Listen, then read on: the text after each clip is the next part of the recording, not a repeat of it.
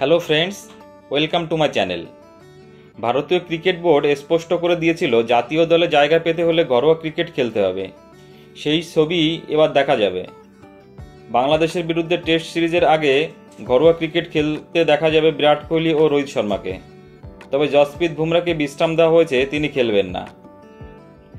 দিলীপের জন্য ইন্ডিয়া এ, India B, India C ও India D এই 4টি দল নির্বাচন করা হবে।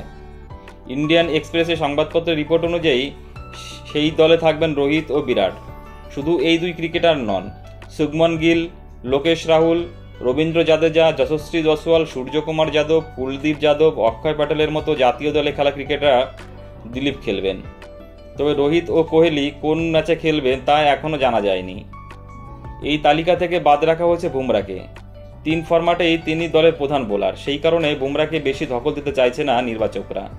বাংলাদেশের বিরুদ্ধে টেস্ট সিরিজেও হয়তো বিশ্রাম দেওয়া হবে ভারতীয় পেসারকে। আগামী 4 মাসে পরপর 10টি টেস্ট খেলবে ভারত।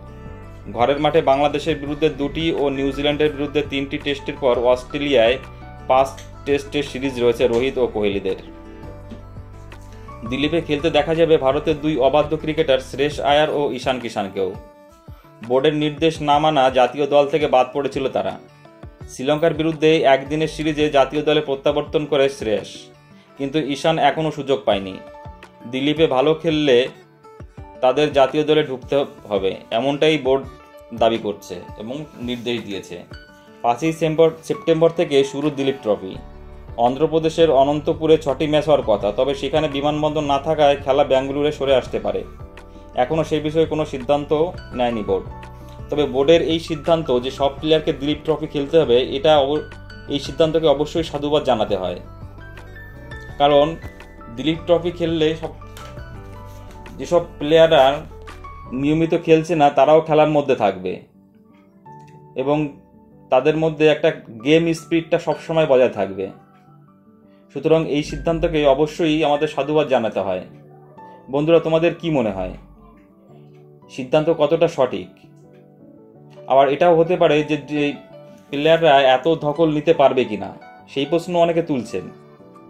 তবে জাতীয় স্তরে খেলতে গেলে অবশ্যই এই পেশারটা নিতেই হবে, না হলে দেশের হয়ে খেলা খুবই চ্যালেঞ্জিং। তোমার সর্বোচ্চ শক্তিটা তোমার দিতে হবে, উজাড় করে দিতে হবে, তবেই তুমি একটা দেশের হয়ে খেলতে যাবে।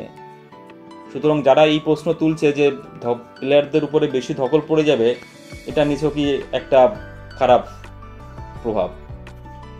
সুতরাং যে সিদ্ধান্তটা বোর্ড নিয়েছে, আশা করি সেটা খুব ভালো হবে এবং ভারতের টিমের পক্ষে সেটা ভালো। বন্ধুরা, তোমাদের কি মনে হয় প্লিজ কমেন্টস করে জানাবে। আর আমার চ্যানেলটা ভালো লাগলে অবশ্যই লাইক, কমেন্টস এবং শেয়ার করে দিও এবং চ্যানেলটি সাবস্ক্রাইব করে দিও। বন্ধুরা, সকলে ভালো থেকো, ধন্যবাদ।